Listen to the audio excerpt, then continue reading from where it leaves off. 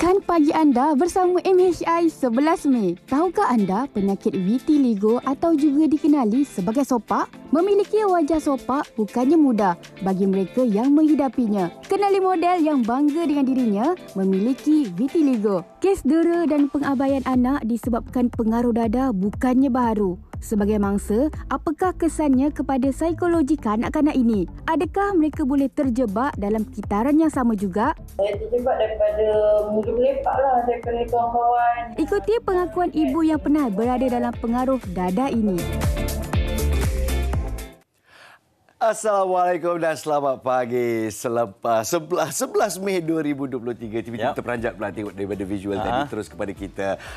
MHI bersiaran di pagi hari khas untuk anda semua. Dengan pengisian kita, ada yang membawa inspirasi, ada yang ingin membawa kesedaran. Jadi kalau kita kirakan dengan saudara Hanif Miswan di sini. Okey Naz, lama tak jumpa. Betul lah kan? Gitu. Dah lama kita tak bersua ni. Jadi dah 20 Syawal baru kita kembali bersama dan seperti yang diperkatakan banyak sekali akan bawakan pada edisi hari Khamis ni selama 1 jam. Dan menariknya kerana kita nak berkongsi tentang kisah inspirasi dan juga kisah kehidupan lah yang berlaku dalam kalangan masyarakat kita. Memang tak boleh kita nafikan ada bahaya pengaruh dadah itu. Bukan sahaja kepada pelaku ataupun yang mengambil dadah itu, tetapi kepada ahli keluarganya. Dan saya percaya ini sangat dekat dengan masyarakat kita. Dadah ni satu isu yang tak pernah habis dalam masyarakat. Tak pernah habis dan untuk saya ia membuatkan kita serba salah dalam satu hal. Kita bencikan dadah, kita jijik dengan perkara yang terkutuk ini, tapi dalam masa yang sama kita juga ada rasa belas kasihan kepada mereka. Adakah mereka pesakit ataukah ada mereka penjenayah? Dan apabila mereka mengabaikan keluarga sendiri, bayangkan ibu dan ayah, darah daging mereka sendiri mereka sanggup cederakan. Jadi itulah dia bahayanya penggunaan dadah. Jadi kita nak sulami dan mendalami isu ini. Betul. Okey, tapi sebelum itu seperti biasa kami ingin bawakan kepada anda antara update dan juga perkembangan terkini. Ini berkaitan dengan keadaan cuaca. Kita refresh kejap. Berapa bandar utama dalam negara kita bila Nas tu tadi maksudnya panas. Panas sebab kita yang bekerja seharian di kawasan luar. Outdoor kawasan lah. Outdoor. Oh, berdesuk panas dia. Kuala Lumpur 30 darjah Celsius, Kota Kinabalu 31 darjah Celsius, di Kanga kita kena tengok juga 33 darjah Celsius. Alor-Star 30 darjah Celsius lah. Sekarang kita dah tak berapa tengok keadaan kitaran hujan ke, cuaca okey ke tidak, tapi keadaan suhu semasa. Dan kalau kita lihat kalau negara kita telah pun mencapai suhu 37 darjah Celsius di kawasan ASEAN ini, negara Vietnam telah mencapai 44 darjah Celsius dan bakal semakin meningkat juga untuk negara kita. Jadi kalau nak kata sediakan payung sebelum hujan, simpanlah payung itu seterusnya. Bawa keluarlah sun hat dan juga sunblock anda. Betul lah kan? Dan ada juga nasihat daripada pihak Kementerian Kesihatan Malaysia, Jabatan Meteorologi Malaysia mengatakan bahawa kurangkan aktiviti luar. Kalau kerja terpaksa tak apa, kita faham. Cumanya pantau keadaan tubuh badan, hidrasi. Betul. Minum air yang secukupnya, jangan minum berlebihan pula. Kena secukupnya, itu keywordnya. Dan cakap berkenaan dengan secukupnya, adakah Malaysia cukup untuk mendapatkan peringkat emas yang diinginkan di Tamasya Sukan SEA 2023? Setakat ini jumlah peringkat kita 85 peringkat dengan 21 emas, 22 perak dan 42 gangsa. Dan kalau kita lihat di sini pula, ini dah dia medal tally kita. Target kita adalah 40 emas. Mampukah Malaysia melakukannya? Ada beberapa yang terlepas lah. Cumanya ada juga beberapa yang kita dapat di luar jangkaan. Tapi banyak lagi arena ataupun gelanggang yang belum lagi dibuka. Kita perlu sentiasa optimis. Cumanya bukan untuk memenangkan siapa-siapa. Kita membawa kontijen yang berbeza ke Tamasya pada kali ini. Banyak sekali pendedahan. Ramai sekali juara-juara dunia kita yang kita tak bawa kerana kita simpan. Ada Tamasya lebih besar, tapi ini lebih kepada pendedahan. Tapi dalam pendedahan pun kata national pride is at stake. Kalau kita nampak sini, Malaysia di tangga yang ke-7. Kita baru saja nampak Kemboja diatasi Vietnam dengan 50 peringkat emas di sini. Jadi adakah Malaysia mampu mengorak langkah untuk cuba mencapai sasaran kita 40 emas? Rasa-rasa ni? Saya rasa boleh. Saya optimis lah. Mungkin kerana ada beberapa acara lagi lain yang menjadi lubuk emas kita belum dibuka. Tepat sekali. Kita mungkin kecewa lah dengan sukan renang yang biasa menjadi lubuk tapi hanya satu emas setakat ini. Tapi banyak lagi, jauh lagi perjalanan ni. Boleh kita akan bawakan nanti, okey? Alright. Semangat dia. Jadi daripada sukan kita kembali kepada suatu kecantikan. Saya baru nak cakap kesihatan, awak cakap kecantikan. Samalah. Luar biasa. Juga. Kita cerita tentang kondisi vitiligo yang dihadapi satu daripada 50 penduduk di seluruh dunia sebenarnya. Wow, okey. Dan vitiligo ni ataupun nama dalam yang biasa kita kenali adalah sebagai penyakit sopak. Dan kita nak berkenalan terlebih dahulu atau perkenalkan terlebih dahulu apa itu vitiligo sebenarnya. Jom kita saksikan bingkisan ini. Vitiligo atau dikenali sebagai sopak, penyakit kulit yang menyebabkan tumpuk-tumpuk putih di kulit. Menurut portal Kementerian Kesihatan Malaysia, KKM, masalah pigmentasi ini dialami oleh 0.5 hingga 2% penduduk di seluruh dunia. Seramai 1/2 pesakit yang menghidapi penyakit ini berusia sebelum 20 tahun dan 1/3 lagi mempunyai sejarah keluarga. Vitiligo ialah sejenis penyakit autoimun seperti diabetes mellitus, thyroid, pernicious anemia dan penyakit Addison. Sel melanosit yang menghasilkan melanin dalam badan terganggu, oleh itu tumpukan putih terhasil di beberapa kawasan kulit. Ada 5 jenis vitiligo, iaitu vitiligo secara umum, setempat, bersegmen, acrofacial dan universal. Kebiasaannya, vitiligo umum atau vitiligo vulgaris adalah yang kerap berlaku namun tidak berjangkit. Antara rawatannya seperti rawatan umum, tropikal, fototerapi dan melalui pembedahan. Ada juga segelintir masyarakat yang memandang serong terhadap pesakit ini disebabkan nampak jelas secara luaran. Namun, vitiligo ada keunikan dan keistimewaan tersendiri. Contohnya, model fashion Kanada, Winnie Harlow. Setelah Whitney Brown Young atau lebih dikenali sebagai Winnie Harlow ialah model yang popular disebabkan keunikannya. Kecantikannya secara asli menjadikan Winnie model vitiligo yang pertama bagi satu jenama fashion terkemuka di dunia pada tahun 2016. Di Malaysia, ada juga individu yang mengalami vitiligo dan tampil yakin dengan dirinya. Seperti Wan Hakim Halim atau lebih dikenali sebagai Vitiligo Boy di TikTok. Mendapat penyakit ini secara tiba-tiba pada usia 19 tahun, pada mulanya dia merasa rendah diri disebabkan pandangan orang lain terhadap penyakitnya itu. Namun kini, anak muda berusia 22 tahun ini lebih yakin dan berani untuk mendidik masyarakat di media sosial mengenai penyakit yang dihidapinya. Tujuannya agar masyarakat tidak memandang negatif, sebaliknya menerima kekurangan yang ada pada diri setiap orang. Ramai yang tanya macam mana dapat self confidence yang tinggi. Actually, dapat self confidence yang tinggi ni pun makan masa sebenarnya. Biasalah, kita pun hidup manusia biasa, ada ups and downs. But apa yang boleh I cakap, always be positive. You rapatkan diri dengan orang-orang positif, dapatkan support daripada family and friends. Lepas tu, please jangan jadikan vitiligo tu alasan untuk you down. I faham siapa-siapa yang pernah kena ejek, pernah kena hina, pernah kena kenci dengan orang, jadi you twistkan balik negativity tu jadi positivity. And insyaAllah, kita ni hidup ada pros and cons. Setiap manusia ada kelebihan kekurangan. So you always talk to yourself, apa kelebihan you, apa kekurangan you. Mungkin kekurangan kita dekat sini, kelebihan kita dekat sini. You banyakkan kelebihan daripada kekurangan, dan insyaAllah ada kelebihan tu boleh menutup kekurangan, menyebabkan you boleh bangkit dan boleh terus bersemangat untuk hidup and terus dapat confidence yang tinggi. Itulah dia, walaupun apa pun kekurangan diri, tetap confident. Jati diri itu penting untuk kita mengatasi secara psikologi, ya. Betul. Kondisi vitiligo ini. Saya suka melihat kepada satu keunikan lah. Maksudnya apabila mereka ini berbeza dengan kita, mereka boleh menjadikannya sebagai satu kelebihan. Tapi semuanya bergantung kepada cara pembawakan diri masing-masing. Sebab itu kita bawakan di studio salah seorang penghidap vitiligo. Ataupun sopak ini adalah Siti Nur Hidayu Muhammad. Assalamualaikum, selamat pagi. Waalaikumsalam, selamat pagi.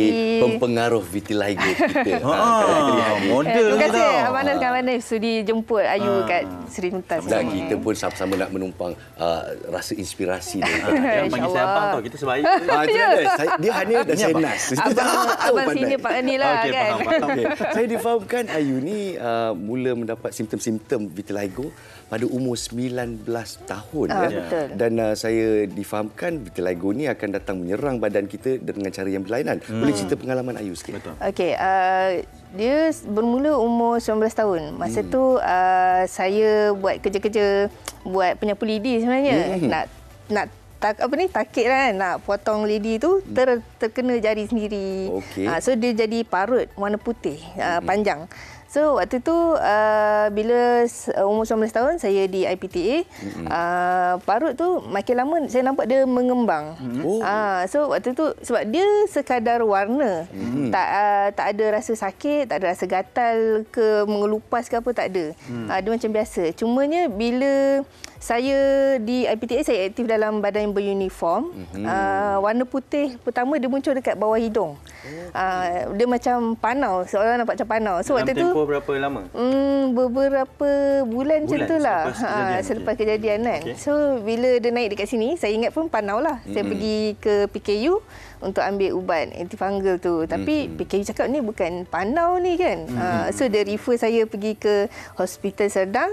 Hospital Serdang pun dia pakar kulit, dia refer saya pergi HKL. Dekat HKL tu lah baru saya tahu pasal vitiligo ni. First time lah dengar perkataan vitiligo kat situ.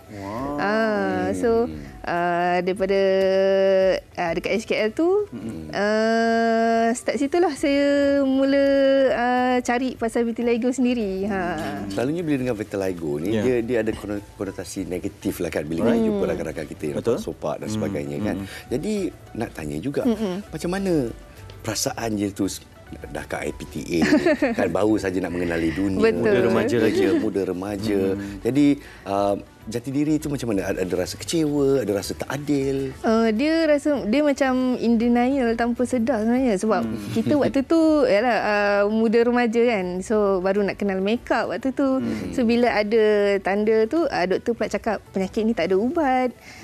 Tak ada rawatan yang betul-betul boleh menyembuhkan. So waktu tu apa yang pilihan saya ada waktu tu saya pakai makeup lah. So betul-betul macam kawan terdekat dan family je lah yang tahu pasal vitiligo. So pergi mana-mana nak keluar bilik mesti pakai on makeup, tak pernah tak pakai makeup. Untuk mengelakkan daripada orang tahu lah. Betul. Berapa lama baru awak bersedia untuk mendedahkan kepada umum? So waktu umur 19 tahun tu dekat IPTA saya aktif menulis blog sebenarnya. Blog tu sebenarnya private. Dia macam diary harian lah kan. Saya cerita saya pergi hospital, pergi check ni, pergi situ kan. Lepas tu ada pula macam community waktu tu dah start dah. Community di Facebook yang kita orang kumpul pesakit vitiligo dalam Malaysia ni. So sama-sama kita share. So waktu tu mulalah dia orang cakap benda ni masyarakat kena tahu sampai bila kita nak menyorok kan. So waktu tu saya start publikkan saya punya blog. Tak sampai beberapa hari ada student daripada USM email saya, dia minta saya jadi part of dia punya dokumentari lah. Dia buat tajuk vitiligo waktu tu. Itulah pengalaman pertama saya berdepan dengan kamera. Di usia 19 tahun ke? Waktu tu 2021. Betul. Tahun ketiga saya di UPM. Okey. So dari sana 2021 macam silap je. Jauh tu. Ini baru dah. Macam mana? Tengah bilik saya tengah buat matematik sikit. Betul-betul kita ni host kan tak pernah. Silap 2017, 18 lebih kurang. 2019, 20. Jauh perjalanan. Tak apa, nanti kita ingat, kita beritahu. Dia tu nervous ni dia jadi lupa ingatan pula tahun tu. Okey, kemudian awak menjadi model sekarang ini. Betul. Dipilih. Macam mana sebenarnya perjalanan itu? Okey, perjalanan jadi model tu sebenarnya tak pernah niat nak jadi model tu. Bila dah tahun ketiga di UPM saya buat dokumentari tu, itu sekali tu je lah. Habis itu. So ada orang kata apa episod duka lara lah kan. Bila nak berkahwin ni kan. So lepas pada tu saya dah berkahwin dengan suami sekarang ni. Saya dapat jemputan waktu tu aktif dekat Instagram pula. So dekat Instagram tu ada satu brand kosmetik, dia jemput saya untuk dia punya launching foundation. So waktu tu dia nak test foundation dia boleh cover tak ni kan. So saya terimalah. Itu first time kali kedua saya buat kolaborasi dan waktu tu suami saya jumpa website. Dia tengah cari talent untuk agensi tu. Yang spesifik kepada pesakit vitiligo? Tak, agensi Don Management ni dia mengetengahkan model-model alternatif. Maksudnya yang dalam agensi tu semua model-model yang ada special lah. Kondisi masing-masing. Termasuk genetic mutation. Ini Ayu ke? Autism. Betul. Wow, tak kenal terus bila dia pandai pakai makeup dia kan. Itulah dia kuasa makeup. Kuasa makeup. Dan kalau kita nampak kat sini dan apa yang ditulis dalam blog Ayu ya, lebih kepada perkongsian pesakit dan juga penyakit vitiligo ini. Tapi bila kita nampak makeup tu full face. Betul. Jadi macam mana orang nak tahu awak sebenarnya pesakit vitiligo? Vitiligo.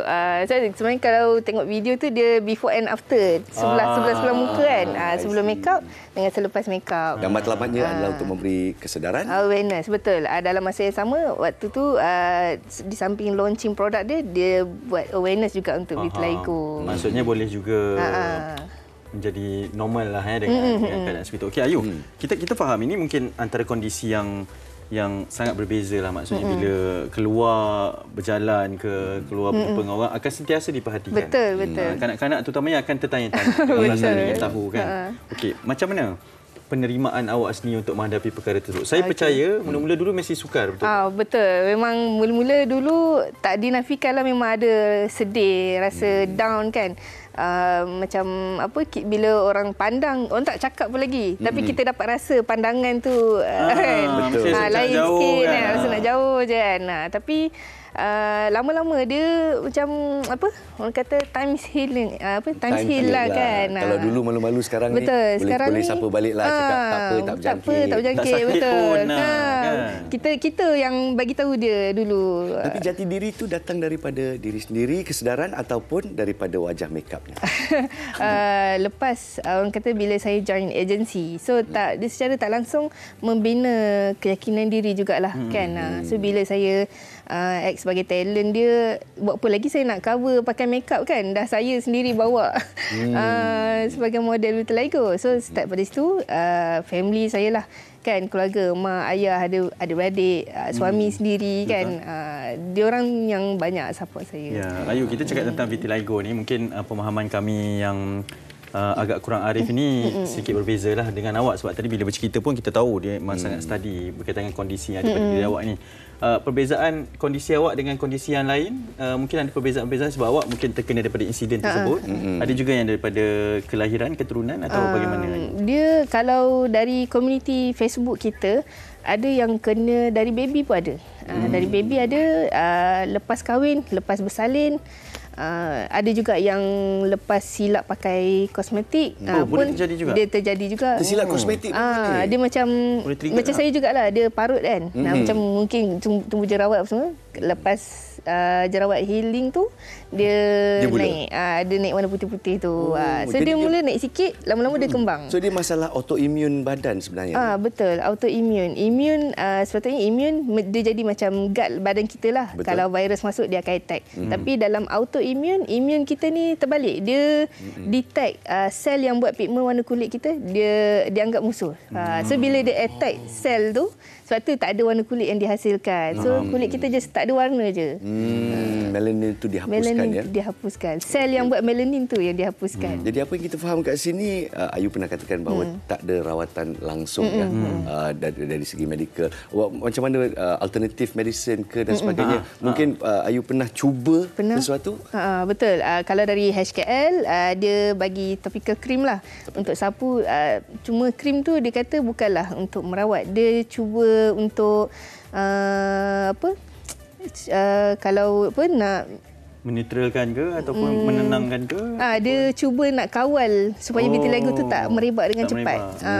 So kalau macam saya ni, doktor pernah cakap kalau 70 ataupun 80% dia akan cadangkan rawatan UV.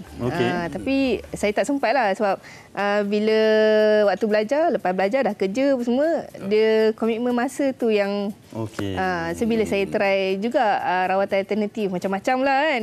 Betul, tapi cubalah usaha lah kan.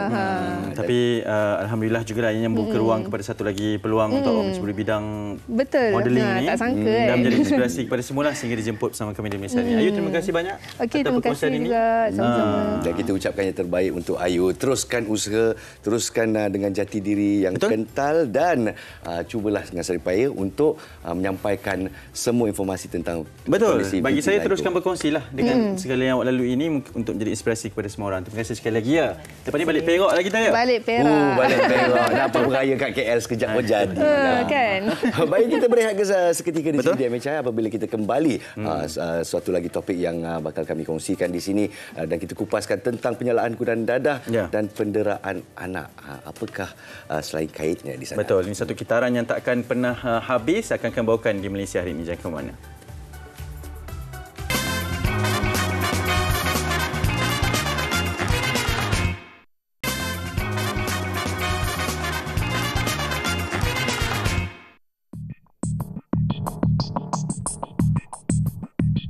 Kes penderaan kanak-kanak masih tiada kesudahannya. Menurut laporan, sebanyak 220 kes kanak-kanak mati akibat penderaan antara tahun 2018 hingga 2022.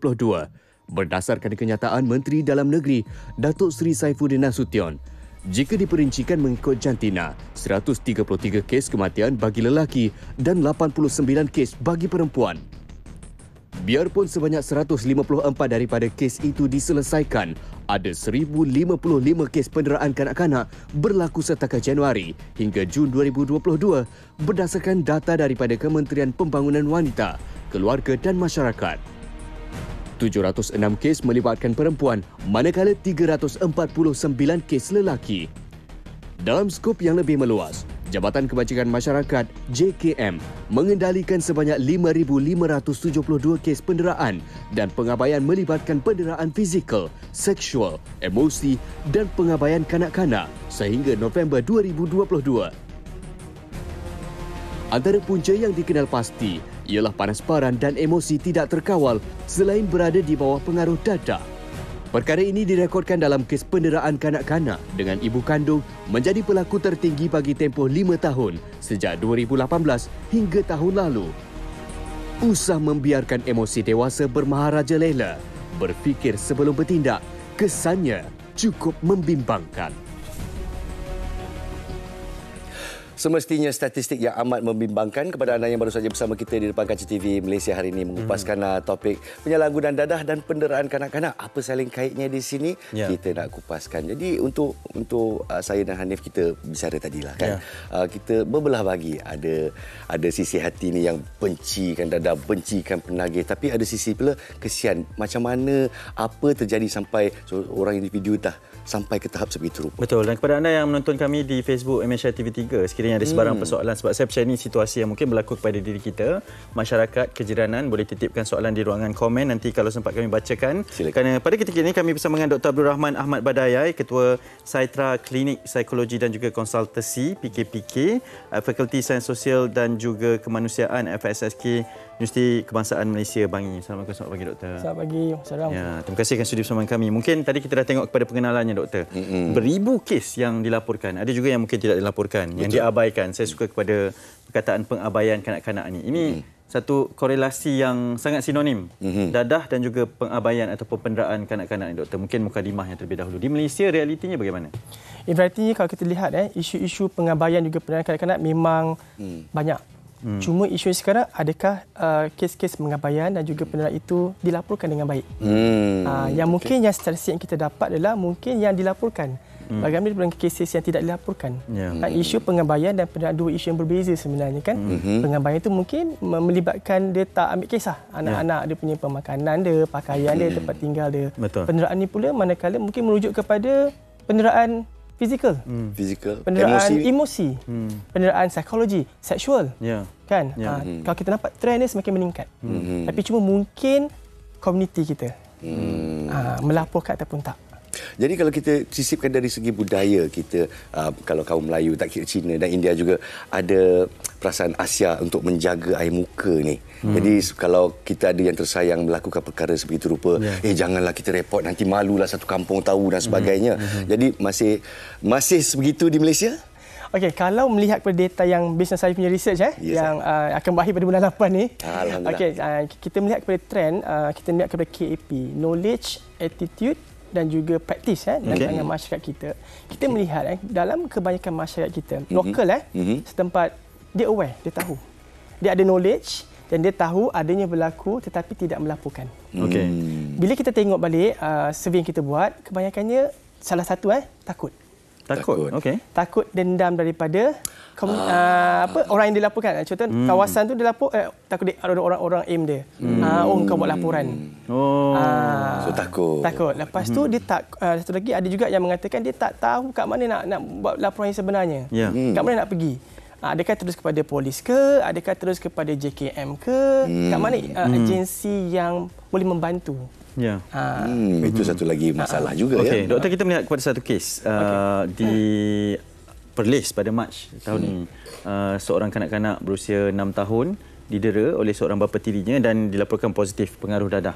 Okey, itu korelasinya, maksudnya dadah dan juga penderaan, pengabaian. Sebenarnya sebagai dari sudut psikiatrinya, psikologinya ni doktor. Melihat kepada pengambilan dadah ini, adakah mereka sebenarnya memang betul-betul tak sedar ketika pelakuan itu berlaku? Memang betul-betul dipengaruhi oleh dadah kerana melakukan perkara itu? Apa terjadi kat sini tu? Ni kat sini kat sini anak fokus kat sini Yes, betul. Okey, sebab kita kena faham apabila kita mengambil dadah. Kita ambil dadah tak? Tak ambil. Oh, kalau in general soalan. Saya pagi saya ambil dadah. Saya ambil ubat sesama.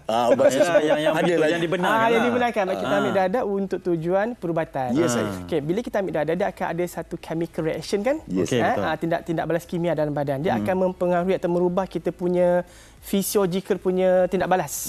Dia akan merubah kita punya psychological, kita punya tingkah laku kita kan. Sebab kita kena faham bila kita ambil dadah dia ada komponen chemical kat situ.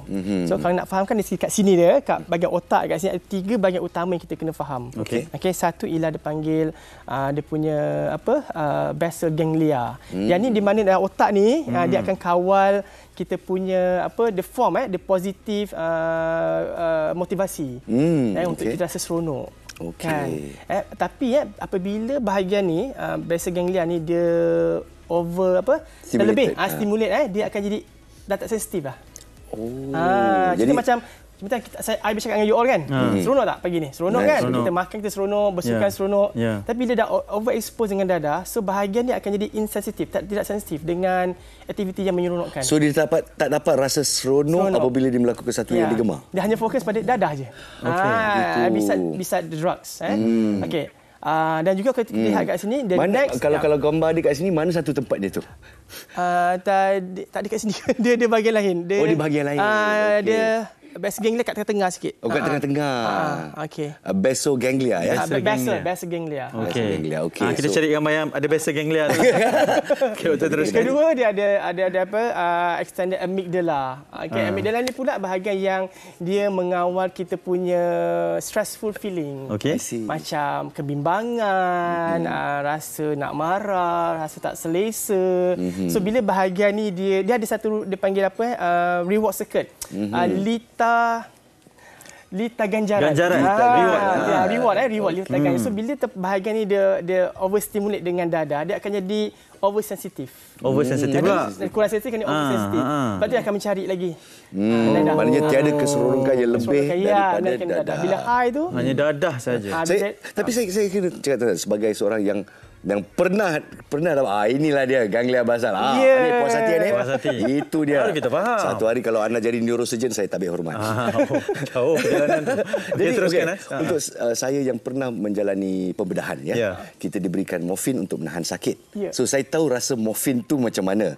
Dan isteri saya, ayah saya, ibu saya masa tu, awak ni kelakar lah bila dekat ni. Lepas tu rasa sakit tu tak ada. Tapi tak adalah pula rasa nak pukul orang, tak adalah rasa nak marah dan sebagainya. Jadi itu yang saya ada kepincangan di sini. Boleh tolong terangkan apa yang trigger tu maksudnya? Ada satu lagi bahagian ni otak yang kita kena, iaitu dipanggil prefrontal cortex. Prefrontal cortex. Prefrontal cortex semua orang kena faham ni bahagian paling penting. Dia lah function untuk mengawal kita punya, membentuk kita punya decision making, kita punya planning, self control, kawalan diri, ini bahagian depan. Ini penting. Sebab tu bila kita dari segi perkembangan ini bahagian paling lambat matang. Paling lambat matang. Sebab tu kalau remaja dia lebih mudah terlibat dengan tingkah laku berisiko. Betul. Sebab dia nak membuat decision making dia lambat. Dan dia nak balance pula dengan basal ganglia, occipital lobe yang lain-lain bahagian otak ni semua nak balance. Sebab tu dia akan jadi tidak boleh kontrol dengan pengambilan dadah. Okey. Jadi kita yang cerita tentang pengambilan dadah ni, kita setakat kat hospital je yang kena kan. Jadi bagi kawan sedar tak sedar tu kan. Itu kita menggunakan untuk medical. Ya saya. Itu lain lah, itu totally different. Salah guna tu. Salah guna. Sebab ada sebabnya kita panggilnya sebagai bahan terlarang kerana perkara-perkara sebeginilah kan, dan kita nak dengarkan terlebih dahulu, nak saksikan berkaitan dengan pengakuan 3 bekas penagih dadah yang mengabaikan anak mereka ketika menjadi penagih, dan ini adalah laporan eksklusif daripada rakan wartawan Asri Badrun. Silakan.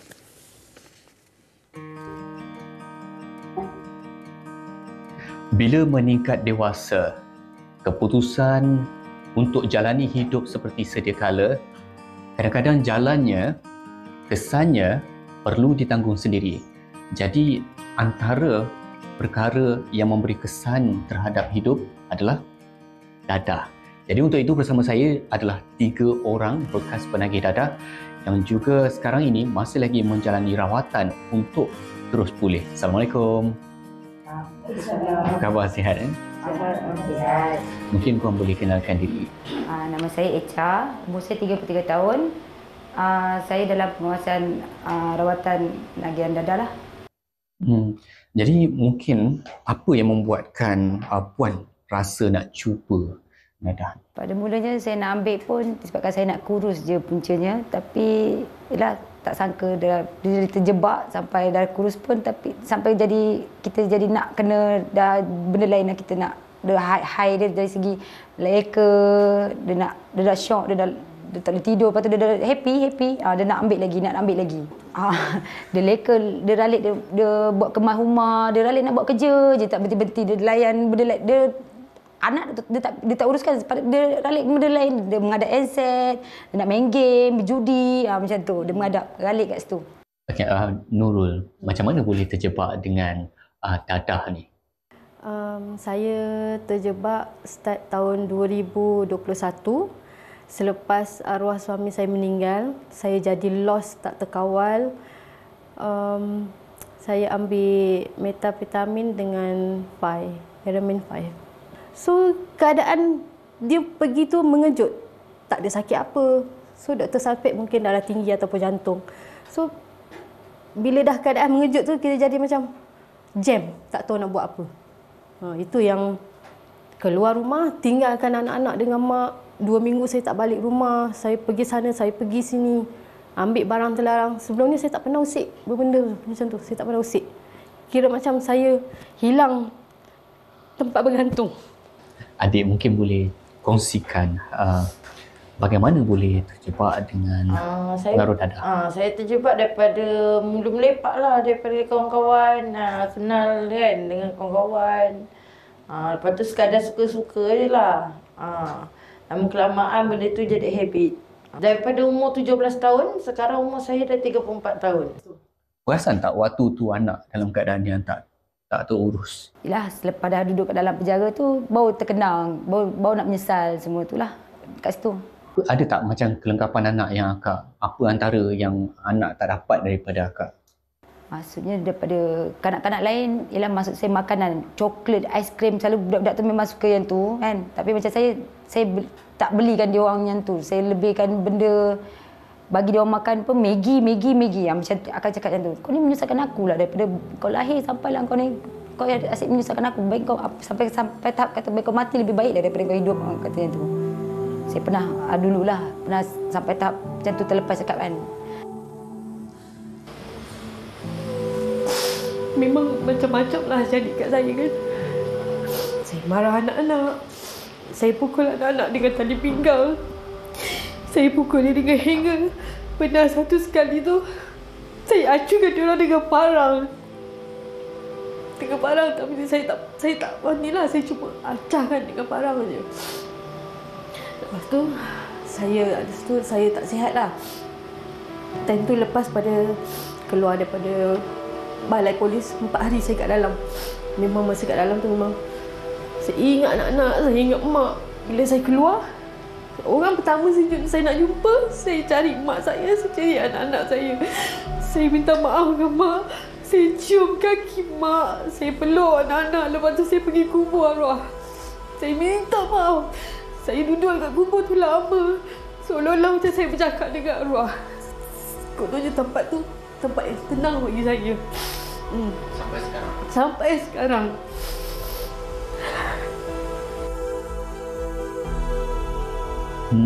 Waktu tu pernah tak macam waktu dia perlukan kasih sayang tu, ada tak macam satu situasi yang akak betul-betul rasa macam Menyesal. Adalah masa saya pukul diorang dengan tali pinggang. Mak ayah nombor 3 tu, dia cakap, Mama ni tak sayang Apik. Mama tak sayang Apik ke? Papa sayang Apik tau. Kalau Papa tahu ni, Papa marah Mama. Kenapa Mama buat macam ni? Tapi yang nombor 4, dia jenis pendiam. Dia diam je. Bila saya pukul dia lari tau, duduk bawah meja. Dia buat macam ni. Fobia. Ya, sampai sekarang. Dia fobia kalau saya nak pukul dia. Dia lari, menyorok macam ni. Kalau orang datang rumah pun, nak ziarah, dia lari masuk bawah katil. Dia takkan jumpa orang. Takkan jumpa. Tapi yang nombor 3 tu, dia akan bercerita pasal papa dia baik, papa dia ni, papa dia ni. Dan sekarang anak masih lagi trauma ataupun dah kembali sedia kala? Alhamdulillah okey, sebab saya dah banyak habiskan masa dengan orang. Saya banyak apa yang orang nak makan, apa yang orang, segala permintaan orang saya tunaikan. Saya lepas kat penjara banyak saya benda yang mengubah saya. Menyesal sampai tahap sekarang ni saya kalau ada masa kat penjara tu, saya kalau ada beri peluang untuk saya bebas ni, saya nak bersama menghabiskan masa dengan anak-anak. So alhamdulillah saya dah diberi peluang untuk bersama dengan anak-anak. Terima kasih atas perkongsian yang diberikan. InsyaAllah mungkin akan memberi inspirasi kepada orang lain untuk terus berubah ke arah yang lebih baik. Mungkin kisah lalu mereka ini jauh di sudut hati umpama bayangan yang sering diusung rasa takut. Lebih jauh lagi, mereka tidak ingin berulang ke perbuatan yang lalu. Namun, dengan sedikit perhatian diberikan, mampu mengubah segalanya. Terima kasih kepada wartawan kita Asri Badrun. Wow, satu package yang mantap di sana ya. Well done Asri. Tapi bila kita dengarkan kata-kata daripada 3 wanita tersebut, sekali lagi perasaan tu bangkit tau. Berbelah bagi, benci tapi kesian yang sangat-sangat sampai terjadi macam ni. Jadi efek kepada anak-anaknya secara psikologi itu lain cerita lah. Itu akan jadi satu cerita yang panjang tu. Tapi bila kita dengar tu, Hani ada rasa tak? Adakah mereka ni pesakit ataupun penjenayah? Jadi kita nak dengar dulu ulasan daripada doktor tentang pengakuan mereka bertiga tadi. Okey, baiklah. Kalau kita dengar yang tadi kan, confession mereka kan, alhamdulillah kita dengar daripada dua hati mereka kan, macam mereka terjebak semua kan. Kalau tengok pada saya perspektif, mereka adalah pesakit. Pesakit ya? Mereka bukan penjenayah. Okey. Mereka adalah pesakit yang perlu dirawat dan perlu dibantu sebenarnya. Sebab dia melibatkan penggunaan dadah. Walaupun memang kita ada akta-akta kita dalam di Malaysia semua kan berkaitan dengan dadah, tapi pada saya as a psychologist, mereka adalah pesakit yang perlu dibantu, yang perlu dirawat supaya mereka boleh function sebagai manusia normal semula. Dan doktor, kita melihat kepada pengakuan ketiga-tiganya membabitkan keluarga, anak-anak kecil, ada pengabaian, penderaan yang berlaku mungkin secara sedar ataupun tidak sedar. Tapi kitaran tu yang saya nak tanyakan. Apa yang perlu kita lakukan sebagai masyarakat, komuniti, doktor sendiri untuk mengelakkan daripada cycle itu berulang kembali? Ada risiko mungkin mereka boleh menjadi seperti ibu ataupun bapa mereka nanti kerana melihat kepada perkara ini dari kecil, didera dari kecil, diabaikan dari kecil. Nak menghentikan cycle itu, doktor, bagaimana?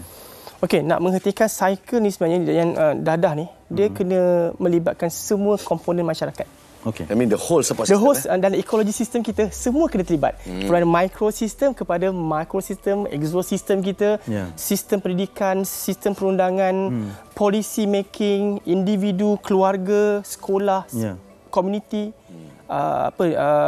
JKKK kan, kampung, semua kena terlibat. Tak boleh satu komponen individu saja. Sikit individu.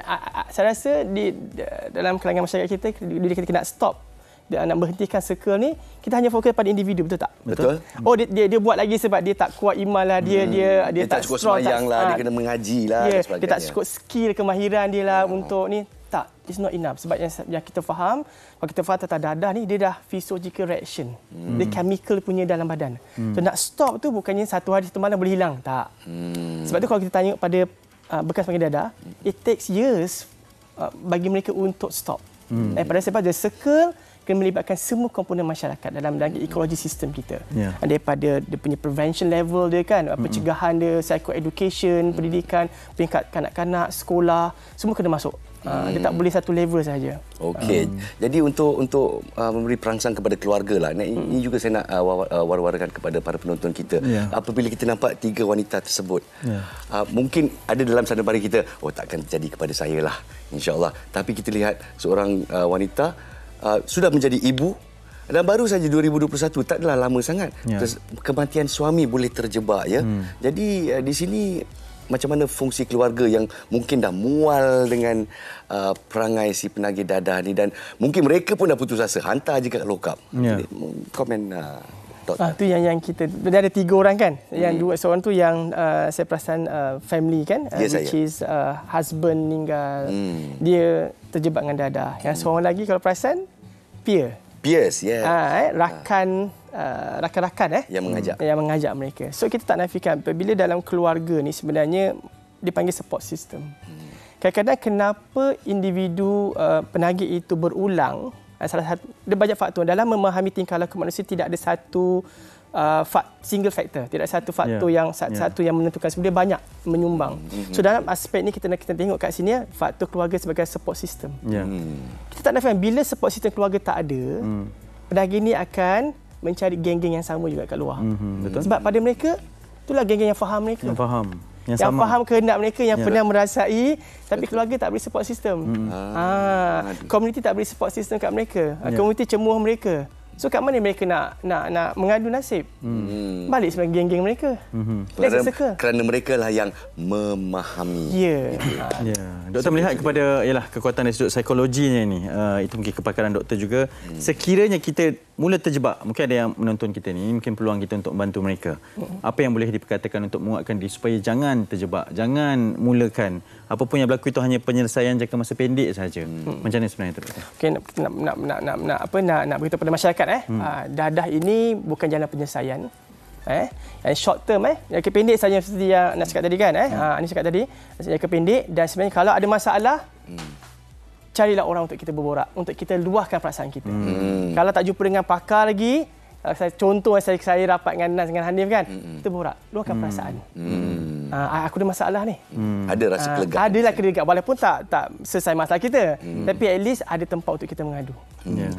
Tapi untuk Encik Hanif, kita kat sini dan juga doktor yang mengatakan dia penyelesaian jangka masa pendek, untuk saya perkataan penyelesaian tu tak harus ada di sana.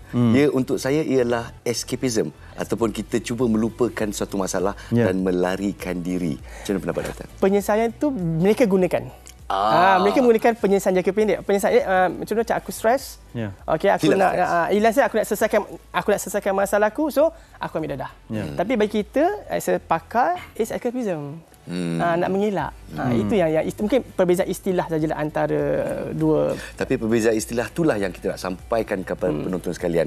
Apakah itu jalan penyelesaian atau adakah ia hanya escapism, atau kita hanya sengaja melupakan masalah walaupun berada di depan mata? Sangat-sangat dangerous juga. Doktor, kita nak ucap terima kasih banyak kepada Dr. Abdul Rahman Ahmad Badayai. Sekali lagi saya perkenalkan Ketua Saitra Klinik Psikologi dan Konsultasi Fakulti Sains Sosial dan Kemanusiaan FSSK dari UKM Bangil. Terima kasih kerana kami. Nanti kita jemput lagi untuk membawakan kepada lebih banyak perkongsian ini berkaitan dengan pengabaian, penderaan yang berlaku kepada kanak-kanak akibat daripada najis dadah. Suka untuk saya tekankan di situ kerana jangan bermula, jangan pernah ada apa-apa pun sekali rasa bahawa ianya boleh membantu, kerana lambat laun memang dah terbukti segala pengakuan pun tak pernah ada pengakuan yang cakap ianya baik. Semuanya yang membawa kepada penyesalan. Dan jangan sangka kita ni kuat, ia boleh berlaku kepada sesiapa saja. Jaga diri, jaga keluarga kita. Baik, kita berehat seketika dan apabila kita kembali, kita membawa jendela dunia kepada anda semua.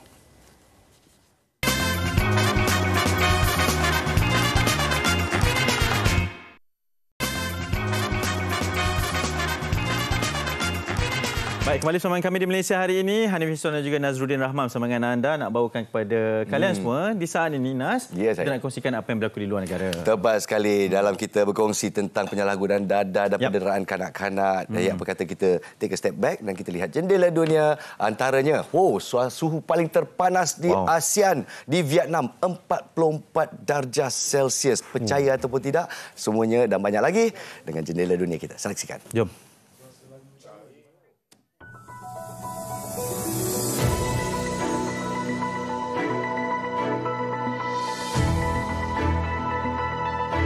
Pertubuhan Kesihatan Sedunia WHO mengisytiharkan bahawa COVID-19 bukan lagi darurat kesihatan global. Menurut Ketua Pengarah WHO, Tedros Adhanom Ghebreyesus bersetuju menerima saranan untuk menamatkan status kecemasan kesihatan awam keprihatinan antarabangsa PHEIC yang dinyatakan ketika mesyuarat Jawatan Kuasa Kecemasan yang ke-15 di London. Wabak yang membunuh lebih 6.9 juta orang di seluruh dunia ini turut mengganggu ekonomi global. Kadar kematian akibat COVID-19 menurun daripada rekod tertinggi iaitu lebih 100,000 orang seminggu pada Januari 2021 kepada 3,500 orang seminggu setakat 24 April lalu. Pembatalan amaran ini tidak bermakna bahaya coronavirus telah berakhir. Namun, status darurat itu boleh diaktifkan semula jika keadaan berubah menjadi lebih buruk. Anugerah Sukan Dunia Laureus pada 8 Mei lalu berlangsung sekali lagi di Paris dengan gilang gemilang. Anugerah diadakan bagi memberi penghormatan kepada individu dan pasukan yang mencatat pencapaian cemerlang dalam sukan sepanjang tahun. Bintang Argentina Lionel Messi dan pasukan bola sepak Paris Saint-Germain merangkul anugerah berganda apabila dinobatkan pemenang Anugerah Sukan Dunia Laureus bagi kategori individu dan pasukan. Kemenangan Messi ini selepas membantu negaranya memenangi Piala Dunia. Selain itu, pelari pecut wanita Jamaika Shelly Ann Fraser-Pryce merangkul anugerah atlet wanita. Juara tenis terbuka Amerika Syarikat Carlos Alcaraz dinobatkan pemenang anugerah pencapaian terbaik dunia. Christian Eriksen yang rebah akibat serangan jantung ketika perlawanan bola sepak Euro 2 tahun lalu dan kembali beraksi selepas pulih sepenuhnya memperolehi anugerah kemunculan kembali. Sementara itu, atlet para dari Switzerland, Catherine De Bruyne, memenangi anugerah para terbaik selepas memenangi 2 perlumbaan maraton. Athletes from all over the world, Olympic athletes and the Paralympic athletes is from Vietnam mencatatkan rekod suhu tertinggi dengan stesen cuaca utara tengah mencatatkan 44.1 darjah Celsius sekaligus memecah rekod tertinggi pada tahun 2019. Kebiasaannya, cuaca Vietnam berbeza dari utara ke selatan, tetapi seluruh negara kini memasuki musim panas yang berbeza. Menurut Pusat Ramalan Meteorologi Hidro Kebangsaan, rekod suhu tertinggi ini diukur di stesen dalaman Hoi Huan di utara tengah wilayah Tan Hoa, di mana angka itu melepasi paras tertinggi yang direkodkan pada 20 April 2019 iaitu 43.4 darjah Celsius. Saintis negara berkata, rekod itu membimbangkan dalam konteks perubahan iklim dan memberi amaran pemanasan global ini memburukkan lagi keadaan cuaca. Jadi itulah di antara perspektif-perspektif dari seluruh dunia. Yep. Jadi setuju tak Lionel Messi ditabalkan sebagai... Setujulah. Siapa lagi yang boleh top pencapaian daripada tahun ini. Wah, walaupun saya bukan peminat dia. Tapi tak apalah, tahniah kita ucapkan. Itu antara rangkumannya. Dan kami juga turut nak mewar-warkan berkaitan dengan pertabalan Raja Charles III secara rasmi tabalkan sebagai Raja Britain menggantikan mendiang ibunya Queen Elizabeth II. Ya. Baru-baru ini juga mendapat dibutuhan ramai, termasuklah kehadiran pembesar-pembesar daripada seluruh dunia. Maklumlah, kita pun negara Commonwealth juga. Jadi untuk ukhuwah seluruh dunia, kita pun menghantar kontingen Angkatan Tentera Malaysia kita juga ke sana. Baiklah, kita berehat seketika sekali lagi dan selepas ini pula kita lihat apakah di muka-muka depan akhbar kita dan juga apa yang sedang tular di media-media sosial semuanya selepas ini.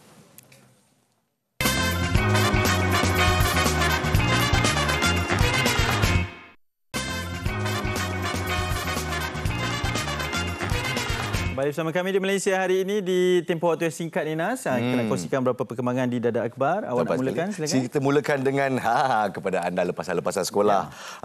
Terlepaslah pula kerana SPM 2023 dipercepat. Inilah dia langkah berperingkat untuk kembalikan sesi persekolahan awal tahun. Jadi apa yang kita faham sekarang ini, sesi persekolahan kita bermula pada bulan Mac, ya. Susulan daripada pandemik COVID-19. Jadi inilah antara langkah-langkah untuk kita kembali ke asal bermula sekolah bermula pada bulan Januari. Jadi dipercaya membolehkan sesi permulaan persekolahan dapat dianjakkan secara berperingkat ke awal tahun seperti mana sebelum pandemik COVID-19. Okey, kita nak teruskan ke berita harian. Ini tak kenal maka tak cinta. Kalau satu nama ni saya sebut, pastinya semua akan rasa suka. LHDN, ya, Lembaga Hasil Dalam Negeri, buru waris pembayar cukai yang meninggal, dan ini ditegaskan sebarang tunggakan cukai pendapatan tidak boleh dihapuskan secara automatik walaupun individu yang masih berhutang dengan agensi itu disahkan meninggal dunia. Ini kerana pentadbir atau pewaris harta pusaka si mati bertanggungjawab sepenuhnya untuk melunaskan tunggakan cukai pendapatan berkenaan. Okey. Okey, itu dia. Itu yang saya suka. Tak kenal maka tak cinta. Betul. Ya? Terutamanya untuk mereka yang orang kata melumbung emas ni, harga emas bakal cecah RM330 1 gram. Itu dia. Kenaikan 10%.